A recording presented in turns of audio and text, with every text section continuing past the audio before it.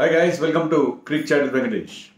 Match number 53లో Chennai Super Kings Punjab కింగ్స్ని 28 runs తేడాతో ఓడించింది. It was a very important and satisfying victory for Chennai Super Kings.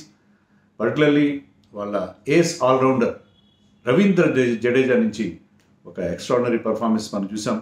బ్యాటింగ్లో he was the top scorer 43 with strike rate of 165. Almost చివరి దాకా ఉండి టీంకి ఒక ఫైటింగ్ స్కోర్ ఇవ్వగలిగాడు. అండ్ బౌలింగ్లో కూడా ఒక ఎక్స్ట్రాడినరీ స్పెల్ వేశాడు. 4 ఓవర్స్లో జస్ట్ 20 రన్స్ ఇచ్చి 3 ఇంపార్టెంట్ వికెట్స్ కూడా తీశాడు.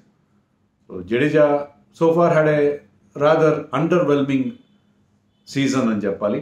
అతని స్టాండర్డ్స్లో తగిన పర్ఫార్మెన్స్ కనబడలేదు, బ్యాట్తో కానీ బాల్తో కానీ. ఎకనామికల్గా బౌలింగ్ వేసి కానీ వికెట్స్ రాలేదు పెద్దగా. బ్యాటింగ్లో కూడా స్ట్రైక్ రేట్ కానీ పెద్ద గొప్పగా లేదు. చేసిన రన్స్ కూడా I think just he had 1 half century before this. అలాంటి సిచ్యుయేషన్లో ఈ క్రూషియల్ మ్యాచ్లో, ఎందుకంటే ఈ 2 పాయింట్స్ చాలా ఇంపార్టెంట్. ఇంకా రిమైనింగ్ మ్యాచెస్లో చెన్నై ఇంకో 2 మ్యాచ్లు గెలిస్తేనే వాళ్ళకి ప్లే ఆఫ్ బర్త్ దొరుకుతుంది. ఇంకా 3 మ్యాచ్లు మిగిలి ఉన్నాయి. సో ఆ దశలో వాళ్ళ టాప్ ఆల్రౌండర్ నుంచి ఒక మంచి పర్ఫార్మెన్స్ రావడం వాళ్ళకి చాలా సాటిస్ఫైయింగ్గా ఉండే పరిస్థితి. మిగతా బౌలర్స్ కూడా చాలా మంచి బౌలింగ్ చేశారు. Santner got his first chance. Santner is a very unfortunate cricketer. ఎందుకంటే ఈ టీంలో కాకుండా వేరే టీంలో ఎక్కడ ఉన్నా సరే అతనికి అవకాశం ఇచ్చేది. ఇక్కడ అతను ఎప్పుడు జడేజా షాడోలో ఉండాల్సిన పరిస్థితి మనకు అనిపిస్తుంది. సో జడేజా షాడోలో ఉన్న శాంట్నర్ మంచి ఛాన్స్ వచ్చింది. 3 ఓవర్స్ చేశాడు, ఇంక్లూడింగ్ ఇన్ ద పవర్ ప్లేలో కూడా ఒక వేశాడు. సో 3 ఓవర్స్లో 10 రన్స్ మాత్రం ఇచ్చి ఒక వికెట్ తీశాడు. సో ఈ spin twins Jadeja and Santner కలిసి వాళ్ళిద్దరు వేసిన 7 ఓవర్స్లో జస్ట్ 30 రన్స్ ఇచ్చారు, 4 వికెట్స్ తీశారు. That was the most important thing. ఎందుకంటే they squeeze the runs. Powerplay తర్వాత వాళ్ళిద్దరు కలిసి ఫుల్ టెన్షన్లో పెట్టేశారు పంజాబ్ కింగ్స్ కూడా దే బ్యాటెడ్ వెరీ పూర్లీ. ఎవరు కూడా నిలబడలేదు. ఎందుకంటే in the end they lost the match by just 28 runs. Low scoring match. మరి అలాంటి మ్యాచ్లో ఒక్కరిద్దరు వరకు నిలబడి ఉంటే బాగుంటుంది. కానీ దే వెంట్ ఫర్ దేర్ షాట్స్. చాలా రెక్లెస్ షార్ట్ సెలెక్షన్ కనిపించింది వాళ్ళ దగ్గర నుంచి. ఎవరైనా ఒక్కరు నిలబడి ఒక చిన్న పార్ట్నర్షిప్ వచ్చి ఉంటే వాళ్ళు గెలిచి ఉండేవారు. ఎందుకంటే టార్గెట్ పెద్ద డిఫికల్ట్ టార్గెట్ ఏం కాదు. అలాంటి సిచ్యుయేషన్లో వాళ్ళు నో డౌట్ చెన్నై బౌలర్స్ అందరూ మంచి బౌలింగ్ చేశారు. Not to forget Tushar Deshpande and చివరిలో సిమర్జిత్ సింగ్. టాస్ గెలిచి ముందుగా పంజాబ్ బౌలింగ్ తీసుకున్నారు. And it was the 10th toss lost by Ruturaj Gaikwad. 11 మ్యాచ్ల్లో 10 టాస్లు ఓడిపోయారు. వరుసగా 6 టాస్లు ఓడిపోయాడు. దట్ వాస్ క్వైట్ ఫినామినల్ కదా. టాస్లు ఓడిపోయిన మ్యాచ్లు గెలవడం ఇంపార్టెంట్. టాస్ ఓడిపోయాడు. He batted well. స్టార్టింగ్లోనే రహానే అవుట్ అయినా సరే, హర్షదీప్ సెకండ్ ఓవర్లోనే అతను అవుట్ చేశాడు. బట్ రహానే తొందరగా అవుట్ అయినా సరే there was a partnership between Ruturaj and Mitchell, ఒక హాఫ్ సెంచరీ పార్ట్నర్షిప్. అండ్ ఆ తర్వాత వికెట్స్ వెంటనే పడడం మొదలుపెట్టాయి. స్పిన్నర్స్కి there was help. Slow wicket అది. స్పిన్నర్స్కి హెల్ప్ ఉంది ఖచ్చితంగా. Rahul Chahar bowled beautifully. అతను 2 వికెట్స్ తీశాడు. బట్ మిగతా బౌలర్స్లో Harshal Patel also bowled well. ఎందుకంటే హర్షల్ పటేల్ మిడ్ ఇన్నింగ్స్ అప్పుడు ఏం చెప్పాడంటే డే మ్యాచ్ కాబట్టి బాల్ రివర్స్ అయింది, ఆ రివర్స్ స్వింగ్ నాకు ఉపయోగపడిందని చెప్పాడు. సో ఈ bowled beautifully. Harshal Patel got 3 wickets, Rahul Chahar got 3 wickets. వాళ్ళిద్దరూ చాలా ఇంపార్టెంట్ స్పెల్స్ వేయడం మనం చూసాం. దాంతో ఏంటంటే Chennai regularly they last wickets. ఎవరు కూడా మొయిన్ అలీ కొంతవరకు సపోర్ట్ ఇచ్చాడు జడేజాకి, కానీ మిగతా వాళ్ళందరూ రెగ్యులర్ ఇంటర్వల్స్లో అవుట్ అవడం అనేది మనం చూసాం. And Shivam Dube for second time in a row. Last time ఒక గోల్డెన్ డక్ చూసాం మనం. మళ్ళీ మరొకసారి అతను ఇదే టీంకి అగేన్స్ట్గా మళ్ళీ ఈసారి కూడా అతను రాహుల్ చహార్ బౌలింగ్లో గుగ్లీ ఆడే ప్రయత్నంలో కీపర్ క్యాచ్ ఇచ్చి అవుట్ అయ్యాడు. శివం దుబే ఫామ్ అంటే ఇండియా కాంటెక్స్లో మనకు కొంచెం ఇబ్బంది కలిగిస్తుంది. బట్ జస్ట్ 2 మ్యాచెస్లో అవుతుంటాయి కదా అది. ఆ జింక్స్ కంటిన్యూ అవుతూనే ఉంది. ఇండియన్ టీంకి సెలెక్ట్ అయిన ప్లేయర్స్ చాలామంది ఫెయిల్ అవ్వడం అనేది మనం చూసాం. ముఖ్యంగా బ్యాటర్స్ విషయంలో అది జరగడం చూసాం. బట్ జడేజా ఉండడం వల్ల and Shardul Thakur also batted well. ఒక 17 రన్స్, ఒక 6, 2 4లు కొట్టాడు.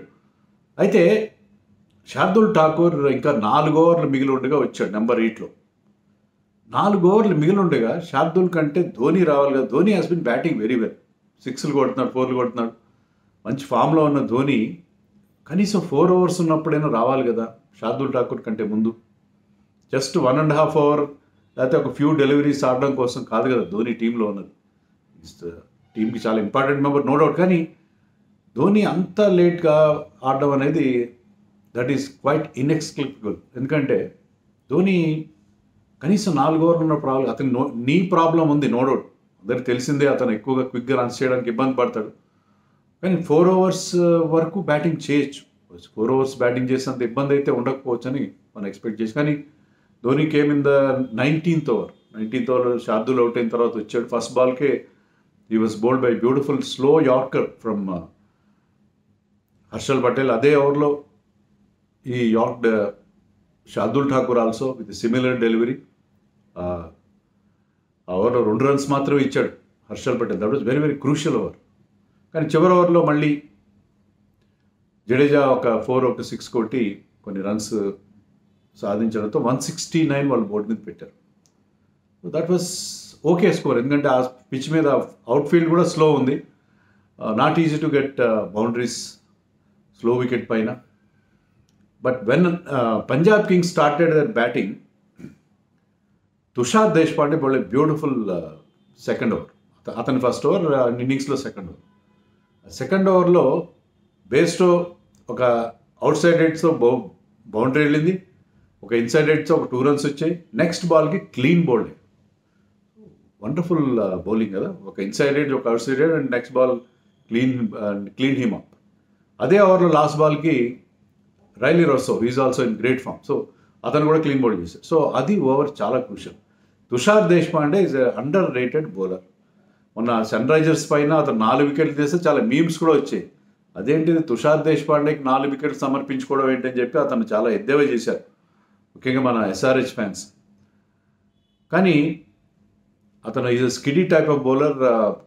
ఈ can surprise you with his pace and movement of the wicket.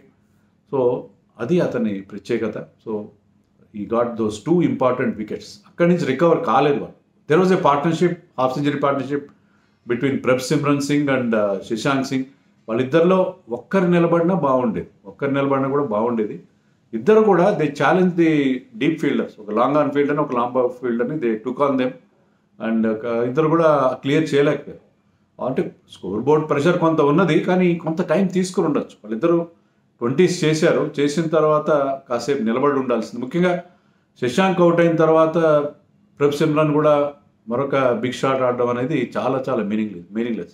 అదే నేను ఇందాక చెప్పినట్టుగా వాళ్ళిద్దరిలో ఒక్కరు నిలబడినా కూడా ఒక్కరెవరన్నా అక్కడ ఉంటే ఒక ఎండ్లో, ఎందుకంటే they bat very deep. With Rabada coming at number 11, Rahul Chahar can bat, Harpreet Brar, Harshal Patel, వీళ్ళందరూ కూడా బ్యాటింగ్ చేయగలరు. Virtually there was no tail at all. అలాంటి సిచ్యుయేషన్లో వాళ్ళు కొద్దిగా కాషస్గా ఆడి ఉంటే ఈ మ్యాచ్ గెలుపుకుంటారు. కానీ బట్ దే జస్ట్ ఇంప్లోడెడ్.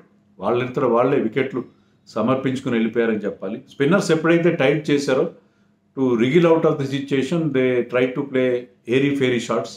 అది వాళ్ళకి చాలా ఇబ్బంది కలిగించింది. సో వెంటనే వికెట్స్ పడ్డాయి. ఎక్కడ కూడా వాళ్ళకి మళ్ళీ పార్ట్నర్షిప్స్ దొరకలేదు తర్వాత. And Chennai bowlers also bowled brilliant. Not only ఆ స్పిన్నర్స్ ఇద్దరే కాదు, Shardul bowled well, and Simarjeet Singh first అవకాశం చాలా రోజుల తర్వాత ఆడుతున్నాడు. అసలు నేను అతను సడన్గా చూసి అరే చెన్నై టీంలో ఇతను ఉన్నాడు కదా అనుకున్నా, మర్చిపోయాం అసలు గురించి, అది గుర్తే లేడు మనకి. But Simarjeet has good pace and he surprise them with pace and the bounce that he was getting from the wicket. 2 వికెట్లు వచ్చాయి అతనికి చివరిలో, చాలా లేట్గా. ఐ థింక్ 14th ఓవర్లోనే అతను ఇంట్రడ్యూస్ చేశారు.